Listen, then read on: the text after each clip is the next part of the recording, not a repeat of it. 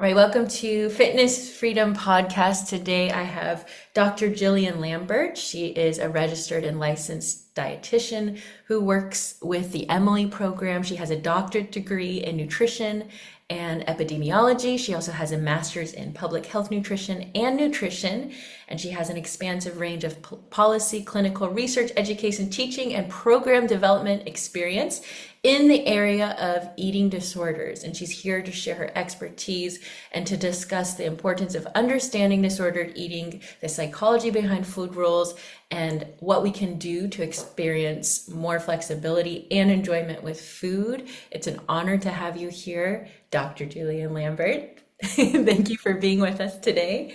Oh, absolutely. Thanks for having me. Yeah, and just to start, where are you coming from? Where are you?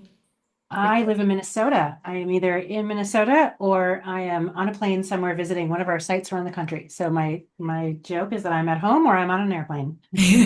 Okay, so you travel a lot. I get it. I do. I Yeah, do. well, both in the Midwest as I'm here in Madison, Wisconsin. I would like to hear a little bit more about your story, as much or as little as you'd like to share, and what led you to this work. So just a little bit about your personal story, if you don't mind sharing. Yeah, absolutely. Yeah, so I had an eating disorder when I was in high school and college, and I never really thought of it being a career because when I had an eating disorder, so few people understood what was wrong, so few people said anything helpful. I mean, they were trying to be helpful. I get that they were trying to be helpful, but our family physician didn't know what to do with me. Nobody really knew what to do. And so it was an awkward, long, painful journey that I'm very, very grateful that I recovered. I consider myself fully recovered from an eating disorder. I had a sort of a hodgepodge of outpatient treatments. Now knowing what I know, I certainly could have used more treatment, but I sort of had what was available to me at the time. And so when I came out of that 7 year journey of having an eating disorder and recovering, and a couple things struck me. One of the things that was most helpful to me were people who understood sort of adjacent things or related things or other struggles they had had. For example, I was dating somebody towards the sort of end of my eating disorder that had experienced alcoholism and was in treatment for alcoholism. And while that's different than eating disorders, just the idea of talking about emotions and coping and talking about feelings, that was like a bit of a revelation to me at the time. And so the relationships that I developed with people that really helped me to I kind of understand myself, try really helped me to be who I was, maybe is the way to think about it, and really helped me to sort of find my voice and find my recovery. And then I went to I graduated from college. I went to graduate school in nutrition. I was always really interested in nutrition. At one point, my parents were like, "That's because you have an eating disorder." Like, no, no, I'm really interested in nutrition. There's a fascinating science to nutrition that I'm interested in, and my plan was to go to medical school as a child and all the way into sort of young adulthood, which was probably also a bit of a confusing thing for my parents when I announced I wasn't going to medical school and I was going to have this career in nutrition. And so when I started my career, the first my during my dietetic internship, which to be a dietitian you have to go through the pretty lengthy internship in lots of different areas of healthcare, and I happened to be lucky enough to have my internship be at the University of Minnesota, where there was at that time one of the few eating disorder programs in the country. And so I had a lot of training in this program, and a lot of the other interns that I was in class with were really nervous about the eating disorder unit. They were nervous about the mental health units. And when I got to my rotation on the eating disorder unit, I just felt like I understood, like I felt at home. These were my people. This made sense to me. I was really enjoyed the rotation. I really enjoyed learning about eating disorders and helping people. And so I sort of dove right in and took all the opportunities I could get around teaching and learning and clinical practice. And so my first job as a dietitian, 6 months later, my boss said, "What do you know about eating disorders?" And I was like, some. At that point, this is like 1994. There's just not a lot of education about eating disorders. And I also knew it was really clear to me, sort of unspoken, that I shouldn't really talk about my personal experience. It was sort of back at the time when we didn't really mix personal and professional experience. And so I sort of stayed very quiet about my personal experience, but I said, well, I trained in this program. And she said, great, the community would like us to build an eating disorder program, and you are the one with the most education and training in eating disorders in this whole hospital. Go upstairs to meet these other three people who are interested, and you all like start a program. And I said, okay, just sort of laughed and was like, all right. And I went Wow. upstairs and met some folks, and we really did start a program, and it really launched my career in this space, to know that I could make a difference and I could create programs and I could build access. And it was a big turning point. I've been in the field ever since, and I have been lucky enough to find myself working with lots of folks who are in that same spirit of like, I don't know, let's figure it out. And Ah, that, I think, has really built the eating disorder world over the last 30 years. And here we are. that is so incredible. So you experienced your own journey with eating disorder. Can I ask what the nature of your eating disorder was? Was Well, yeah, like lots of people with an eating disorder, that our diagnoses sort of shift over time. That I often tell my got it. clients, there's a whole host of eating disorder behaviors, right? Some people restrict, some people purge, some people use laxatives or diet pills or diuretics or overexercise or overeat or use substances. Like there's all kinds of things that people do. Which are shadows of the things that people do in our diet culture, right? So they're Right? more sort of the extremes of what diet culture tells us to do with our food and our bodies. So for with my eating disorder journey, I my diagnosis would have been anorexia nervosa binge purge, but I really it morphed and changed as I went on through recovery.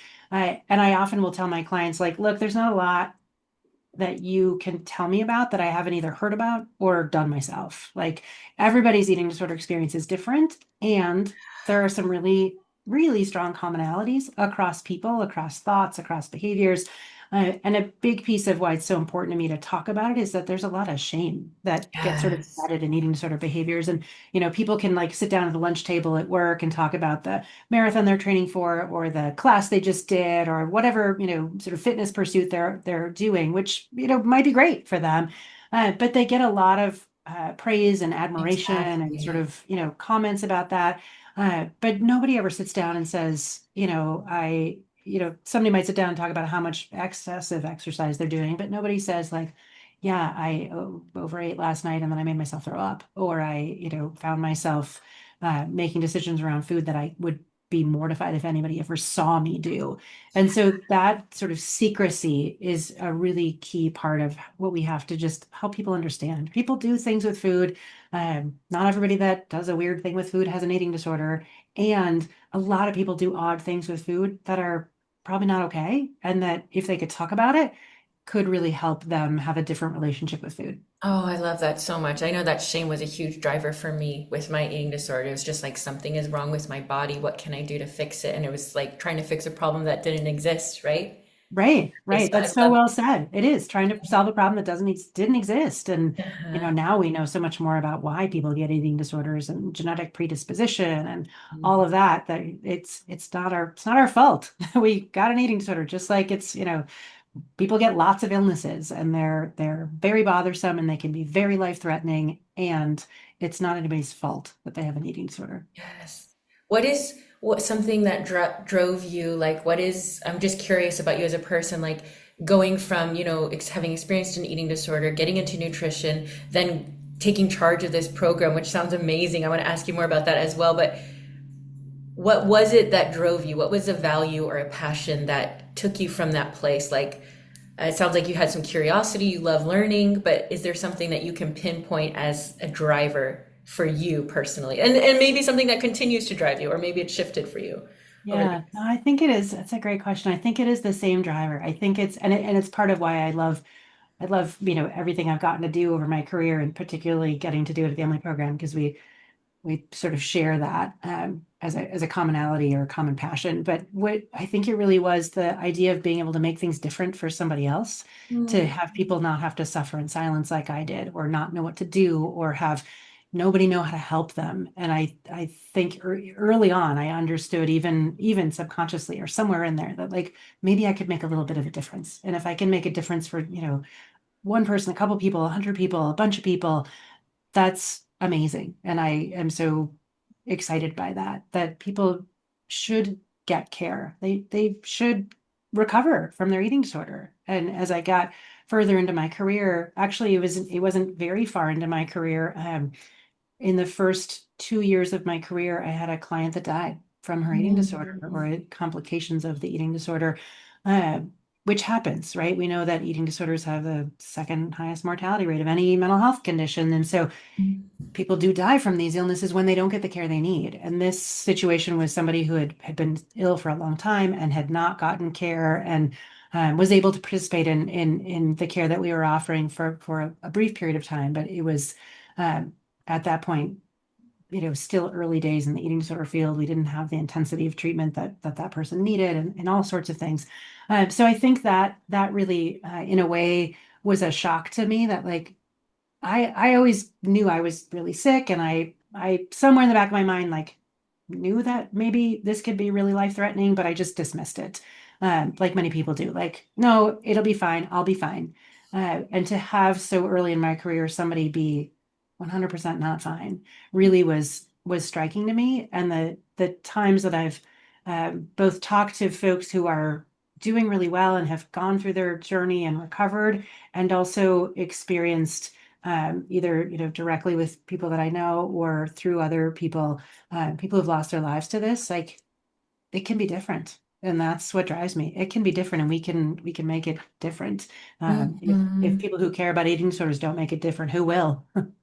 Yeah, and the more knowledge we have, the more skills we have, the more structure we have, the better we can help people, right? Yeah. So it sounds like there was a seed of desire to like help people, and that's what led you to create this. I think it's so amazing what we humans are able to create, whether it's a business or a program or a structure. So you started this program, this eating disorder recovery program, and it's morphed into working with the Emily program. Can you tell me a little bit, whatever you want to share? I want to hear a little bit more about like how you went from that ground zero to building a program up, maybe some parts that were involved, anything that feels exciting for you to talk about, and how that's morphed into what you do now. Yeah, absolutely. Well, I'm super passionate about it. Happy to Yay, okay, let's talk go. about it. So I ran that program for about 2.5 years. And the one of the most awesome things we got to do is there were very few eating disorder programs around the country at that time. And I was living in Vermont. I went to have my first master's degree, was from the University of Vermont, and I'm from Minnesota, so I had moved to Vermont to get this graduate degree, and then I came back to Minnesota to do my dietetic internship and got this eating disorder training, and then I went back to Vermont, and that's where I got this first job and was able to build this program in this little state that had almost nothing. And I also knew that I would want to get a PhD at some point. Like, I just knew that was going to be something I really wanted to do in life. And so I worked in that program for a number of years. And then I was sort of drawn back to school. And I really needed to go back to school. So I got a master's of public health at the University of Minnesota. I got a PhD, and spent a lot of time in researching eating disorders and disordered eating, and sort of the spectrum of difficulty with relationship with food. Uh, and I, with great reluctance, left that program. And they ran it for a few more years, and it was part of a community hospital. And as hospital programs do, budgets get tricky and things get moved around. And so that program ended up sunsetting after a while. But when I came to Minnesota, uh, the program that I had been trained in, right, at my internship, had also morphed. And so somebody else that I knew, in my graduate program, said, "Oh, I think the eating disorder program at that big hospital system, I think they're hiring for an eating disorder dietitian."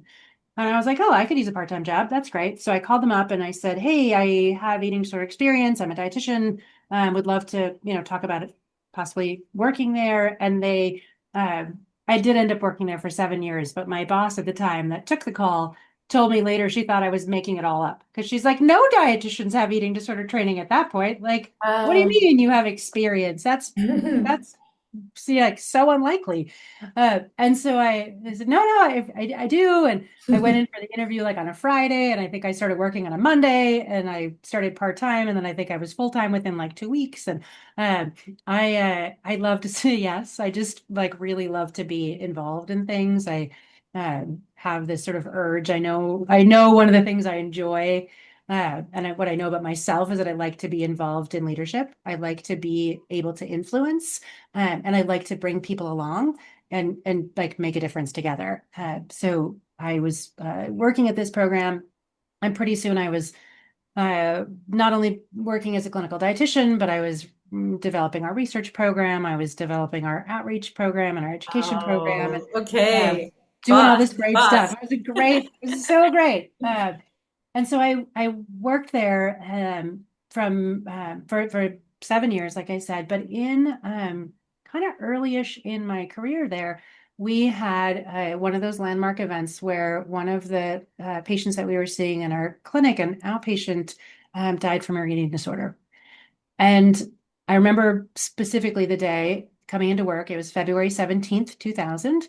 I Mm. remember coming into work and learning that this particular person had died and thinking like, oh, this doesn't have to happen. And what happened next is the most amazing story because that person's mother, the young woman who died, her name is Anna Weston. Her story is all public. Uh, Anna's mom, Kitty, took this incredible loss that their family had, this tragedy, and she decided in her grief to make it somehow better. And at that time, Minnesota, where I was living and where Anna lived and got treatment and died, didn't have residential eating disorder treatment. And so the treatment that Anna needed, her insurance company wouldn't authorize, and she couldn't get it because the state didn't, we didn't have it in our state. And so Kitty and Anna's dad, Mark, and Kitty's support system said, like, let's, we support you in doing something. And so Kitty ended up establishing a foundation in Anna's name called the Anna Weston Foundation. And she came to the program that Anna had gotten Karen, came to all of us and said, look, I'm going to get all the eating disorder people together in the Twin Cities and in Minneapolis, St. Paul, and in Minnesota. And you all are going to start a residential eating disorder program. And we're going to call it the Anna Weston House. And I'm going to give you a year. Go. And I've worked with Kitty for the last 25 years. And so Wow. when Kitty says go, you go. And Uh, she has an enormous amount of passion too. She is an inspiration to me and to so many people. mm, And so we worked really hard. Took us a year and a half. We were a little late on the deadline. Kitty let us know that was, she was a little frustrated with that, but we did it. And we opened the first residential program for people with eating disorders in the state of Minnesota. wow. And there it is part of it, we involved policymakers. And that's one of the other pieces that I love about what I get to do, that I do a lot of policy work on Capitol Hill in DC, in different state houses around the country, talking about eating disorders. And at that time, there was a really passionate Senator Paul Wellstone, super passionate about mental health and parity in mental health. And he said to Kitty, like, you need to bring people to Washington, tell us about eating disorders, tell us what Good. people need, and we're going to work together. And so it started, in addition to starting this residential program, also started this advocacy effort that became the Eating Disorders Coalition, which I'm very proud to be on the board of. So the national advocacy organization for eating disorders in the US.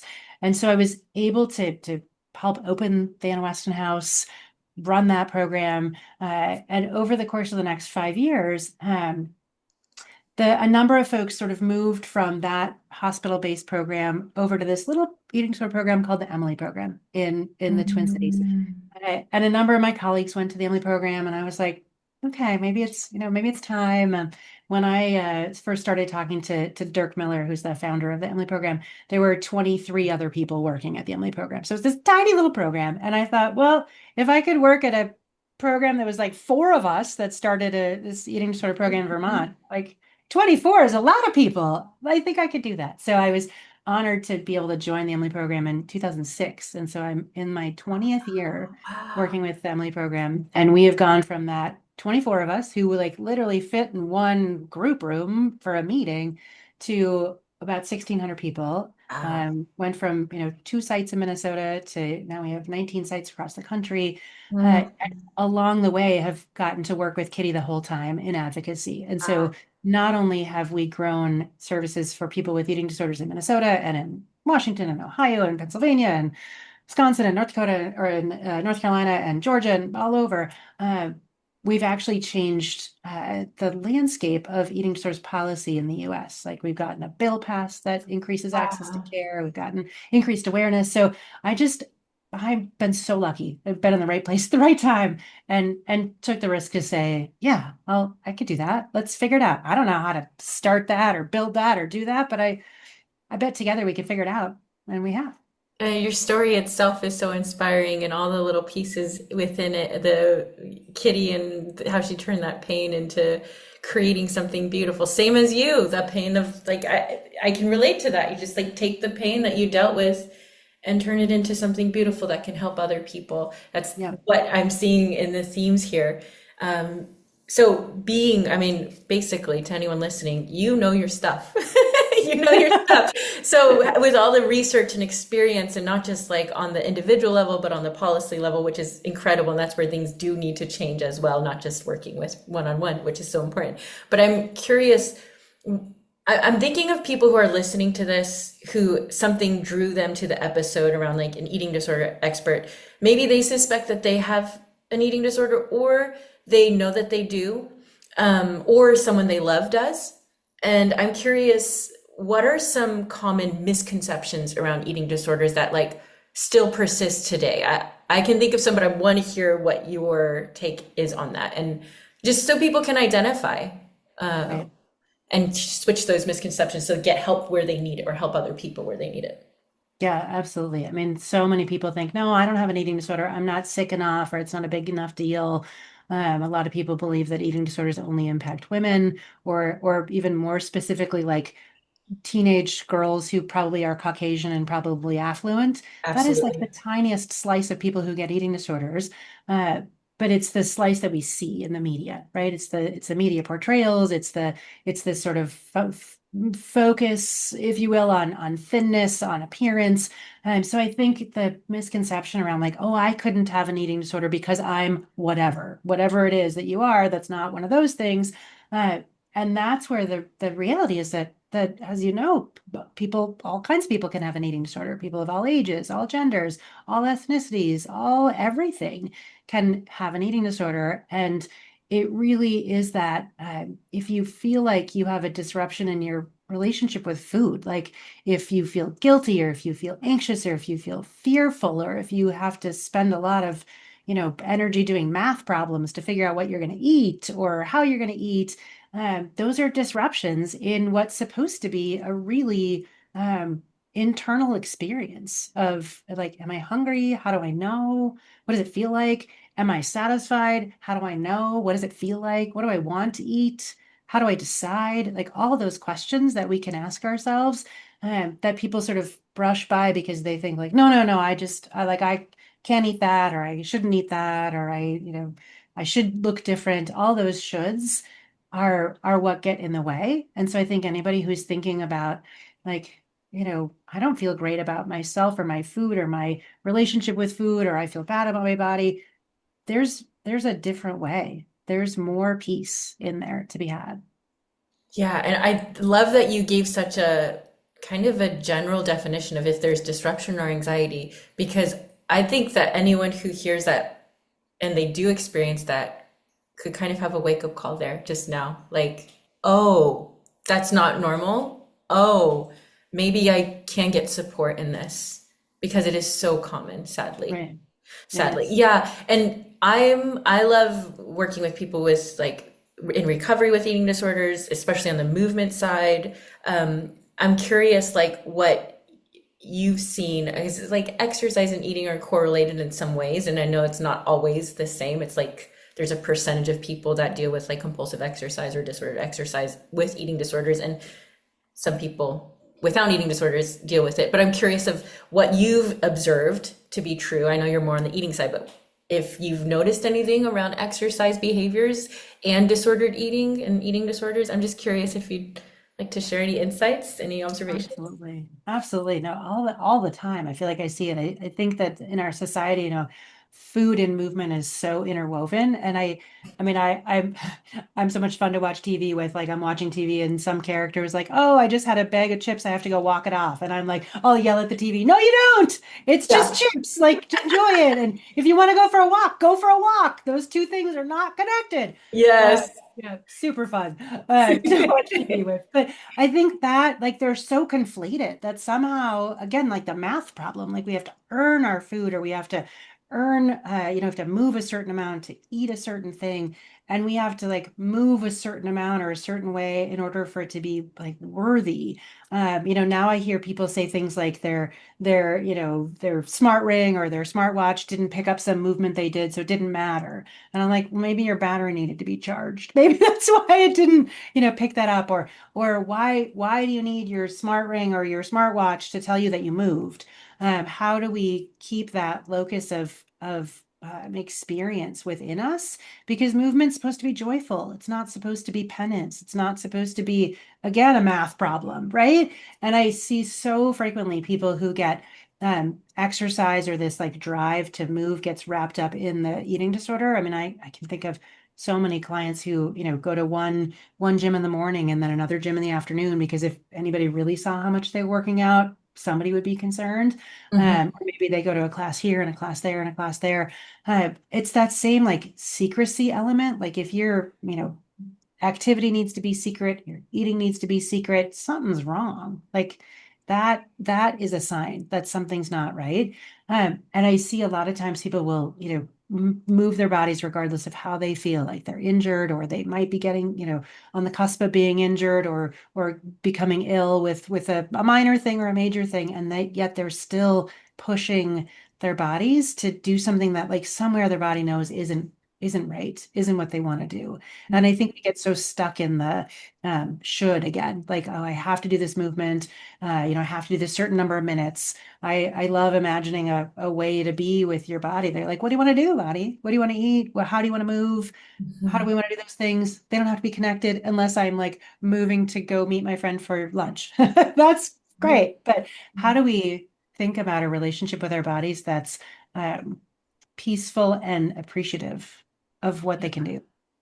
Yeah, what you're saying with both the eating and the exercise is this denial of what we know to be true in our bodies. It's like a disconnection, and just remembering my own experience and how that felt. It was like I knew that I felt shame around my behaviors. I knew that if someone were to know what I was doing, I would feel embarrassed or be criticized or called out for it. Like that's a lot. And so I'm able to identify when other people are doing that and as well. Sadly, like it's unfortunate to see, but it's like you have this other voice in your head that's kind of taking over and you feel compelled to listen to it. And yeah, that's Yeah. really around shame. But you've kind of mentioned this, but what would you say? I know there are so many biological factors, environmental factors, genetic factor, all this stuff.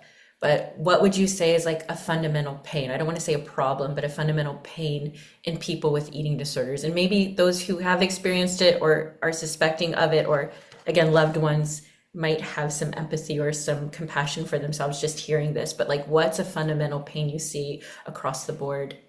Yeah, I think it's related to the genetic piece specific to temperament, right? Like when you look at all the genetic research, and there's so much that's coming out around temperament and genetics around eating disorders that was like never there when I was sick, of course. Uh, but this concept that people who end up with eating disorders tend to have kind of one of two sets of temperament traits that can be difficult in the world and can be beautiful in the world. And so this one set of traits is more around impulsivity and risk taking, which can be amazing. Like we need impulsive risk taking people. We need entrepreneurs. We needed, Dirk, the founder of the Emily program, to be like, I'm going to go start an eating disorder program that, is going to be the thing that I didn't have, that Emily, who is his sister, didn't have when they had an eating disorder. Like, I'm going to do this and I'm going to risk a lot to start a business, right? That's a risk. And you need a certain temperament to be able to tolerate taking that risk. and having sort of the impulsivity to like let's go do it. And so those traits are great.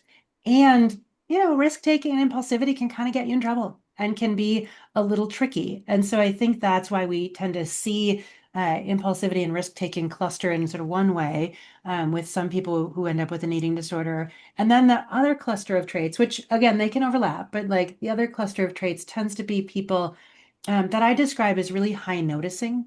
They're just really high noticing. They notice details, they notice spelling errors, they notice bright lights and wind and light touch and tags in their clothes. And when somebody does something that's not expected, or that somebody does something that's kind of wrong or not in line with what was sort of supposed to happen, they're high noticers, and the world sort of feels like everything's uh, pretty bright and pretty, they're sort of attuned to all of it. I liken it back to like, a long time ago now, when we went from having like regular TV to having HD TV, like high definition TV. The Mhm. world just, suddenly we could like see more of the news anchors and the television performers. That's how people live. Like that's the temperament trait that people with an eating disorder have, is that they just live in high definition. And so that kind of temperament where you kind of notice everything, whether it's feelings or stimuli, is beautiful and can be really a little overwhelming. Like when you're noticing everything and the people around you aren't noticing to the same degree, then you start to feel like something wrong with me. Like, why doesn't that bother you? Or why do I have to, be the one that doesn't, that wants to stop doing whatever we're doing outside because I hate the wind? And why do I have to be the one that like has to reprocess my feelings about that thing? Or why am I the one that notices when something's out of place? Or why am I the one that cleans up all the time because stuff's out of place? That can again be this beautiful set of skills and temperament traits, but they can also be uh, can be difficult when they're either misperceived or the person feels like I'm kind of alone here.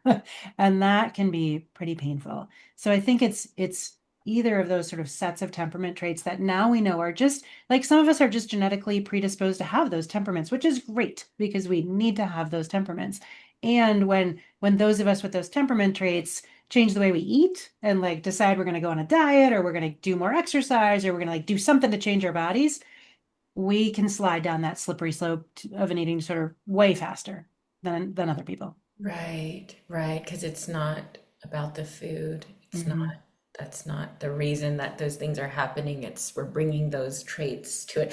I really appreciate that high noticing. That is so beautiful. That's such a beautiful way to put it for people who do experience that. And I see that with clients and I see that in my own experience. Like, Mhm. yes, you just notice things and your brain is like going 100 miles per hour. And then if you can attach it to food, where it's something that you're doing all the time that you have to deal with every single day, or exercise or whatever, like those numbers can be so soothing and helpful Right. in a world that feels overwhelming. Yes, thank you so much. Right. Yeah. Um, and on the other end of the pain or the traits or the propensities, what do you see as like fundamental healing? And I know this is a big question, but like with for people with eating disorders, share as many facets as you want. You can boil it down to one, but what do you see as fundamental healing for people with eating disorders? I think it's, I do think it's about connection Hmm. and understanding yourself. Like the connection piece kind of comes in some ways, comes through or during or after you start to understand yourself better.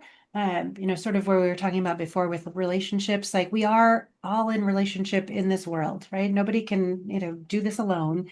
And particularly when you have a temperament where you're really high noticing, kind of feels like you might have to do it on your own, because you might be the only one who can do it, or you might be the only one that can do it in a way that's comfortable for you. So those two things sort of collide, that we need to live in this world with other people who we really need, whether we like that or not. And we have these traits that make it a little tricky for us. So I think that the connection and then the really knowing yourself. I often will talk to my clients about like, when you're going through eating disorder recovery, uh, a lot of the things about an eating disorder are going to go away in recovery. Like you're not going to do the behaviors. You're not going to be thinking about food all the time. You're not going to be measuring things all the time or assessing your body in the same way. Like all of those things we want to go away and they can go away. And you're always probably going to be a little more high noticing than the average person, or you're always probably going to have those. I mean, you just will have those temperament traits that make you you. And those things you're not like they're not bad things to get rid of and to get away from or to stop doing. They're things to figure out how to be the best version of you can be in the ways that feel okay to you. And so I think for me, that's the beauty of recovery. Like, yes, there's a certain set of things that are need to be done, and we're going to get you different coping skills so that when you feel anxious or when you worry about your body, you can do A, B, C, D, E, bunch of other things. And at the heart of it, you're going to be able to be who you are and present that in a way that you have some peace with because we attract other people. We flourish in relationships when we can feel settled with us, right? And that we don't have to find all that external validation. We can figure out where that fits. We can figure out how to manage social media and those pressures, which are so ubiquitous. We just sort of figure out how to have a little nugget of peace for us. And that I think is, I hear that in like everybody I talk to who's had an eating disorder, that's what I hear is they found a way to have peace with themselves. Yeah, that's so beautiful. That's so beautiful. And yeah, I see it in people I work with. It's like when as they heal, you get to see them. Like you see the light come on behind their eyes. You feel like their body is reanimated with life almost, like their spirit comes back Yeah. to life. Like what took over the eating disorder, it really takes over. It's a disease that just like latches onto you and sucks your life out of you and just takes over your life. And I think that's so beautiful because you could have given me so many like scientific answers or like we need to do weight restoration and all of these like DBT coping skills and blah blah blah blah blah. But at the heart of it is connection and understanding yourself, and that is so so beautiful.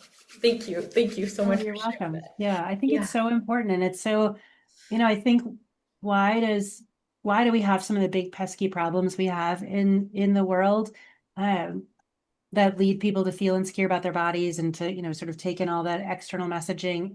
It requires vulnerability to be who you are, right? And while you can read all kinds of things about like you're the only one of you that there is, which is 100% true, it feels a little hard to take up that space and to like just sort of be firmly rooted in who you are and to be obviously compassionate person who is trying to interface with other people as they are. And we find ways to adjust within ourselves to sort of match the moment, to meet the situation we're in, the people we're in. It does require a lot of flexibility, which is one of those temperament traits that's not super strong in a lot of people predisposed for an eating disorder. So practicing flexibility, I think, is one of the like nitty gritty skills of just practicing some of that flexibility and tolerance within a realm of comfort that people can feel peaceful and feel themselves. Kind of like gaining back some control over their world Yeah. and feeling like they have choice, Yeah. right? Yeah, feeling like they have choice. I want to ask you one question that I ask all of my guests at the end, but before I do that, can you share a little bit more about anything that you would like to share around the Emily program yourself, where people can find you, how you would like people to connect with you, what like calls to action you might have for listeners? Please go ahead and share that. It's all yours. Yeah, absolutely. I would say if you feel like you might be struggling with, you're not even sure, like maybe you're struggling with an eating disorder, maybe somebody you know is, maybe you feel like maybe you feel like you're not sure. Like, is this a problem? Is it not a problem? I don't know. I don't want to bother anybody. Just reach out for help. Mhm. Specific to the Emily program, you can go to our website. You can take a little quiz. Nobody sees the results. You can sort of get feedback on your own. And then if there's something there, just fill out the form, make the phone call. I think that almost everybody I've ever talked to, it's like the first step is so hard. And then Mhm. everything gets a little easier from there. So I would really encourage people to reach out for help. Tell a friend, like, hey, I heard this podcast the other day and I think that might be me. What do you think? Would you just sit with me on my phone while I quick do this thing? Like, try bringing in that connection or, take the risk, take that big, bold, quick risk of like, I'm going to do it right now and then see what happens. That it won't get better until you really let somebody know. And Mhm. so I really encourage people, you can find us at emilyprogram.com. You can find us on social media at Emily Program. There's a ton of great information on our website, on our socials about eating disorders and what they might look like and the vast variety of ways that eating disorders present. But I think the biggest thing is if you're like, no, I'm fine. I don't know. I bet you're probably not fine. And it's okay to not be fine. People can help you. And there's tons of people who want to help you be actually fine and get to a place where you can have that peace with your body and peace with yourself and peace with food. Um, so take the risk and don't wait. Eating disorders can be lethal. They just like you said, they suck the life out of people. They steal from your joy. Mhm. Take the risk to reach out for help. So please do, and it can work for you. I often hear people say like, no, that's like not going to happen for me. And I could tell you I said that, like, yeah, that's not going to happen for me. I've talked to, I don't know, probably hundreds, thousands of people at this point that are like, no, that I totally got that. I was the person who was like, that's never going to work for me. And now all of those people are doing really well. And they're the first people to say, like, yep, I see you. I hear it's not going to work for me. That's fear, that's insecurity, that's anxiety talking, which totally makes sense. And it can happen for you. It really can. Mhm. Yeah, hearing that, I remember how difficult it was to reach out for help. And yeah, to anyone listening, that voice that's saying, no, you're not, it's not serious enough, or it's not bad enough, or you can figure it out on your own, that's likely the eating disorder voice talking. And if there's a part of you that feels almost like it just wants to like melt into help and feeling seen, listen to that part because Absolutely. that's the part that's going to get you through to the next stage of finding healing that you deserve. Mhm. Absolutely. Yeah, and the links will be in the show notes, so you could just click a link and find more information there. And if you could share, this is the question I ask each guest, if you could share one message of health, fitness, body with the world, and you have a microphone, and everyone, all the billions of people in the world could hear you, what would you Wow. say? I would say health is so much more holistic than we think. Mhm. That health is really peace with ourselves. And how do we get there? We, at the Emily program, we sort of break it down into like four big areas. Like, if you tell me about these four areas, I could tell you a lot about your health. How are you sleeping? How Mhm. are you coping? How are you moving? And how are you eating? I love that. And I always put eating last because it's the thing people go to first. And I'm a dietitian. I got all these degrees in nutrition. Like, I put eating last because if I know how you're sleeping and coping and moving, that's gonna those are all gonna impact your eating. And if you start with eating and ignore the other three, you're not gonna feel peace. You gotta have the whole picture. So sleeping, coping, moving, eating, that's gonna really help people to have holistic health.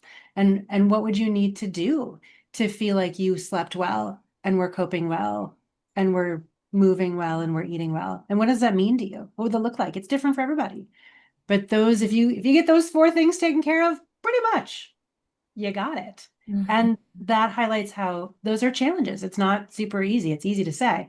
Uh, but those are the things that I encourage people to think about and to really think about them in that order and how you can support yourself and get support from other people. There's a lot of resources out there. There's a lot of good information. There's a lot of bad information, but that's really that holistic view of health for me. That's incredible. And that's actually, we'll take coping out, but in my program, we start with rest and then we go on to moving and then we go on to food. That's the order Yeah. that we do it in because Yeah. I agree with you. Starting with rest and sleep and taking care of what are you like when you're not doing anything. Hmm. That's Yeah, so important. I love health is peace with ourselves. That is beautiful. oh, Thank you thank so you. much. This has been like soul nourishing, heartwarming, intellectually stimulating, and really inspiring to hear your story and what you do and the structure that you bring and the stories that you've put on your experiences and how you've used your education, your brain, your resources, your skills, your leadership to help other people. Thank you so much for what you do. And thank you so Oh, much for sharing it with us in this podcast. I can't wait for people to listen to it. thank you. It's my pleasure. Thank you so much. Mhm.